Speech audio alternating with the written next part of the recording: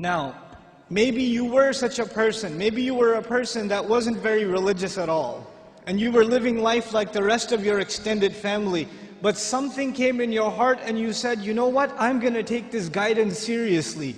I don't know how it happened. Maybe Allah made it happen through some YouTube video. Or it happened through some khutbah you heard, or a friend, or however it happened. But you decided to make a change for the better in your life. And when you start changing the behavior in your life, the first people to see a change in you will be your own family. They will notice it. They will notice that you're not the same anymore. You don't talk the same, you don't act the same, you don't go to the same places, you don't even have the same friends anymore. And this necessarily happens. When you take a turn towards Islam, necessarily you start losing friends. Because your old friends used to do pretty bad things and now you can't do those things with them anymore, so you suffer a loss of friends. And at the same time, your family starts saying, you're acting a little too weird. And for the young man, the family might even say, what's that thing on your face? You forgot to shave? What happened to you?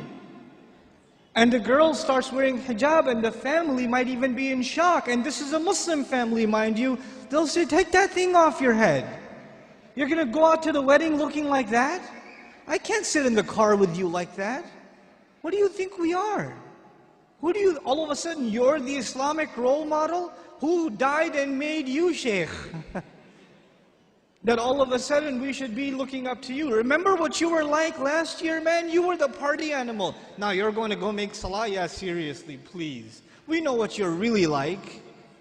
In other words, not only have you lost your friends, from your family you get the nastiest kinds of sarcasm and criticism. All the time, all the time. Every chance they get, they say something to you. They say something about your beard. They say something about your habits of making salah. They say something about you going to the ICNA convention. They say something about putting your children in Islamic school. They say something about sending your children to Sunday school, or you getting up for Fajr or Isha and going to the masjid. They'll have some comments for you, and those comments hurt. They burn pretty good. This happens to young men in the audience, where their parents start telling them to stop hanging out with their other Muslim friends. Don't go to the masjid, don't waste your time. I wallahi myself know of stories where the father found out that in between classes, the son used to, because his classes were 3-4 hours apart, in between classes he used to go to the masjid to pray dhuhr and just study at the masjid. Instead of studying at the library where there's plenty of things to look at, might as well go make salah and pray in the masjid. I'll be safer that way. Dad finds out. You're becoming an extremist, son. And what is the extremism in the eye of the father? That the boy is making salah in the masjid. That's extremism for him. Subhanallah. Muslims themselves, you think non-Muslims are averse to Islam? Have you seen what Muslim families are doing to their own? What parents are doing to their children?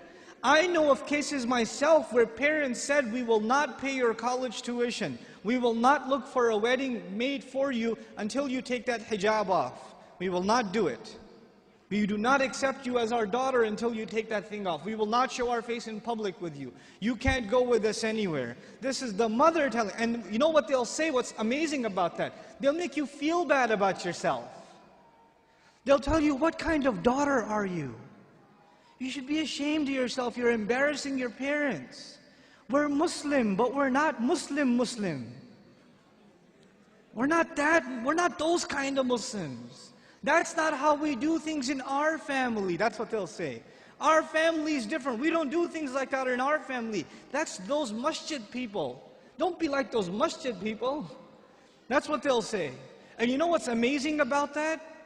If you look at a portrait of your great-grandparents from back in the day, good old great-grandpa's got a big old beard and you can't even see grandma's face. So who's being true to the family and who's an embarrassment to the family?